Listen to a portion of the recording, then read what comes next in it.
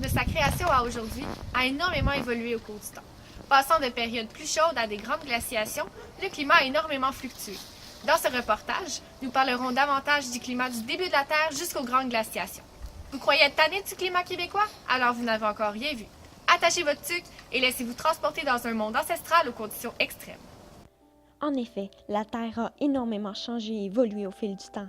Le climat a passé de mares de lave à des glaciations et par des alternances de périodes plus chaudes et plus froides lors des périodes tertiaires et quaternaires. Ce reportage se concentrera davantage sur les conditions climatiques au début de l'histoire de la Terre jusqu'au dégel après les grandes glaciations. D'ailleurs, la Terre dans ses tout débuts avait une toute autre allure. En effet, l'atmosphère n'était pas composée des mêmes gaz ou des mêmes proportions qu'aujourd'hui. Les grandes proportions de gaz à effet de serre maintenaient des températures extrêmement chaudes. Ah, désolé, je ne vous avais pas vu. Durant les premières années de l'existence de la Terre, il y avait énormément de pluies météorites. De plus, il y avait énormément de vapeur, de lacs de lave et d'explosions. Les conditions météorologiques, physiques et chimiques rendaient la vie complètement impossible sur la surface de la Terre. Dans les milliards d'années qui suivirent, se produisent deux grandes glaciations. Ces deux glaciations furent marquées par des épisodes intenses de glace et de neige, et la Terre était littéralement une boule de glace. Ces deux périodes de glaciation ont même complètement recouvert les régions tropicales.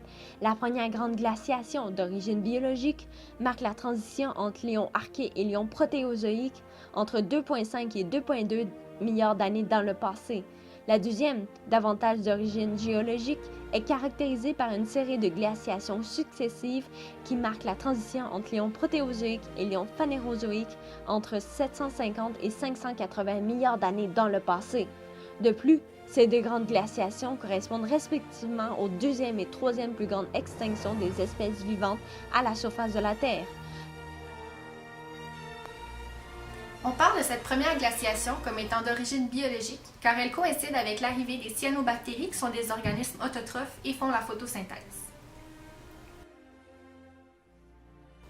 Avec l'arrivée de la photosynthèse, il y a l'apparition de l'oxygène. L'oxygène prend une partie du pourcentage de l'atmosphère et laisse ainsi moins de place aux gaz à effet de serre. Le méthane, par le fait même, se loge dans les fonds marins car il a moins de place dans l'atmosphère.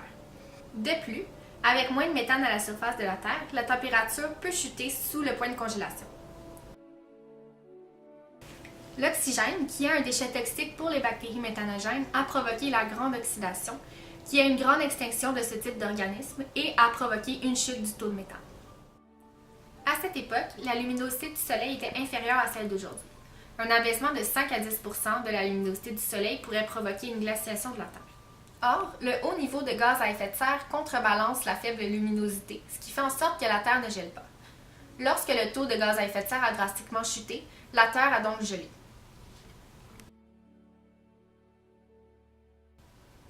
Avec une plus faible quantité de gaz à effet de serre, la température ne peut que chuter. Les hivers deviennent plus longs et les étés deviennent plus courts. Par le fait même, le dégel devient de plus en plus difficile. La couleur blanche de la Terre reflète les rayons lumineux, ce qui renvoie la chaleur dans l'espace. Progressivement, la glaciation s'étend sur les continents jusqu'à glacer complètement les océans. Le mécanisme naturel de la Terre lui a permis de se sortir de cette grande glaciation. Les mouvements des plaques tectoniques ont progressivement apporté de l'activité volcanique sous-marine sous les couches de glace. La vie près de ces sources de chaleur s'est quelque peu maintenue durant la première grande glaciation par des espèces extrémophiles. Ce sont les eaux qui se libèrent de la glace, suivies des continents. Avec l'absorption des rayons lumineux, une rétroaction positive s'installe et la Terre se dégèle complètement.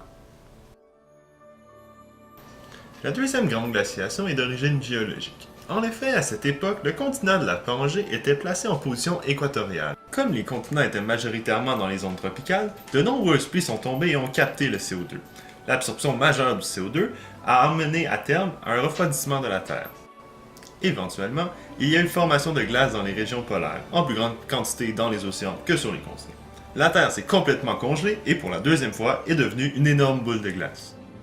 La deuxième grande glaciation s'est terminée de manière similaire à la première grâce à l'activité volcanique sous-marine et aux plaques tectoniques.